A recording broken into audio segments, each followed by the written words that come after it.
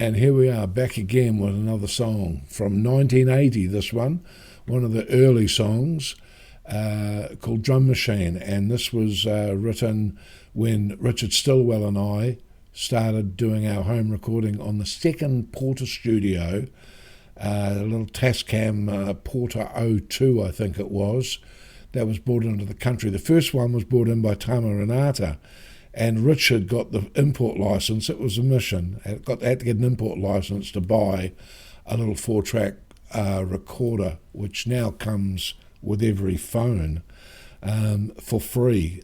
Anyway, we started mucking around, and recording the drums on a 4-track was next to impossible, especially the way I drummed, which was if you sort of combined Keith Moon with John Bonham, with a guy that was learning how to play, loud and busy and very hard to get down on 1/4-inch tape.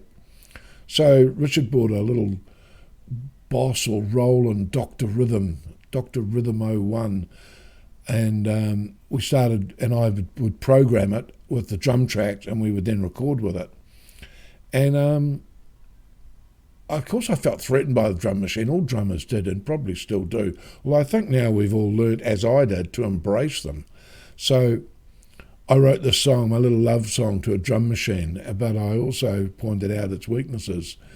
And anyway, when this was 1980, and Radio Hauraki put out a record called Homegrown, and they invited Auckland musicians to submit songs to go on this LP record that they were putting out, 1980 Homegrown.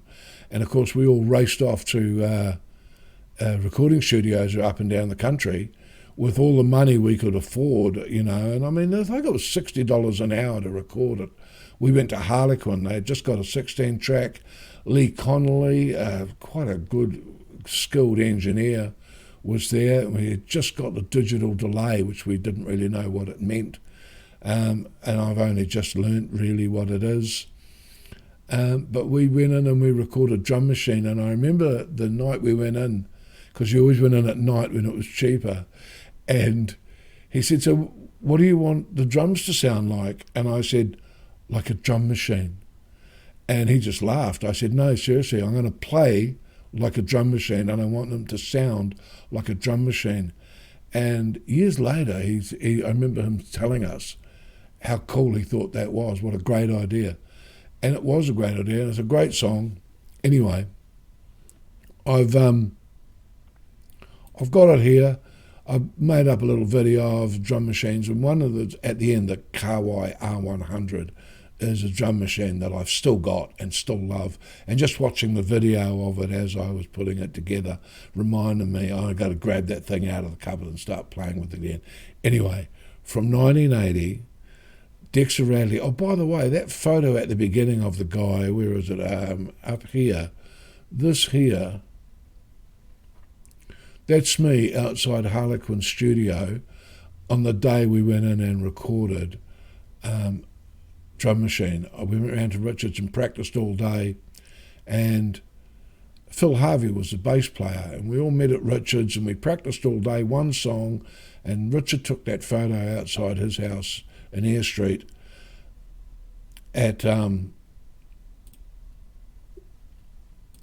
Richard took that photo at Eyre Street just before we left to go to Harlequin, about 5:30, 6 o'clock or something. So anyway, here is Drum Machine, Richard Stillwell on guitar, Dexter Radley on drums and vocals, Phillip Harvey on bass, Lee Connolly engineering, 1980 Drum Machine.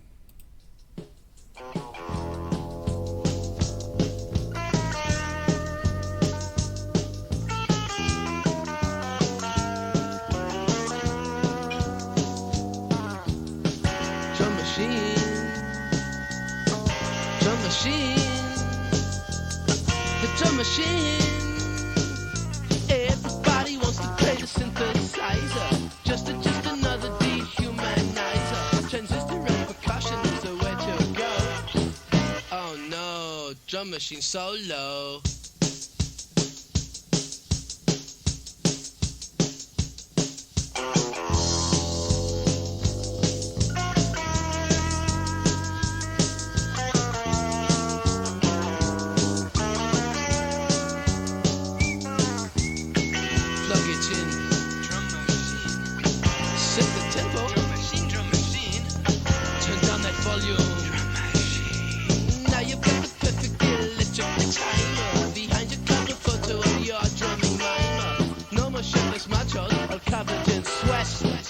Oh no, the drum machine's wet.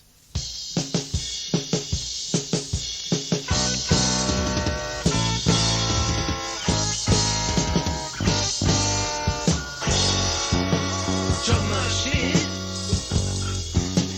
Drum machine.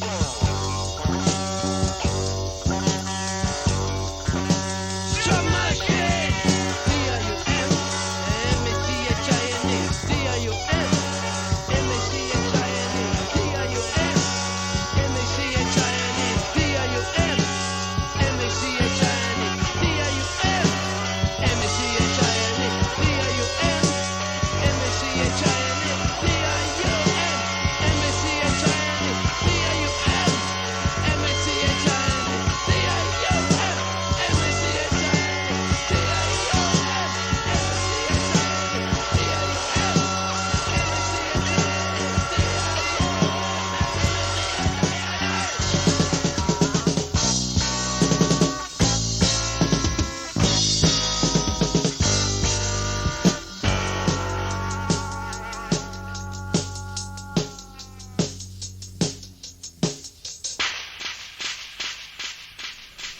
Yeah, drum machine, 1980.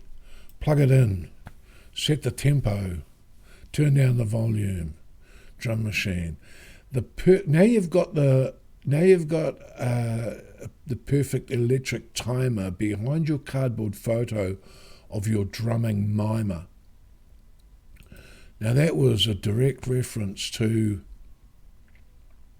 Peter Ruder from Dee Dee Smash and Dave Dobbins' band, and he had been in Lip Service, and he was my hero as a drummer. He was gorgeous, beautiful man, still is, and he used to play with his shirt off, and put the sticks up in the air, and he was just did all the fiddling and the twiddling, and he was an absolute rock star and still is. And that line, when I wrote that line, behind your cardboard photo of your drumming mimer, I thought there'd be Richard and I playing guitar and bass or drums on stage, and we'd have a cardboard photo of Peter Warren Ruder, behind us as our prop. We never did, of course, and we put together a band called The Shift. And that was a transitional band for us both, but it never took off. But we had some cool ideas of having a drummer standing up and playing and singing.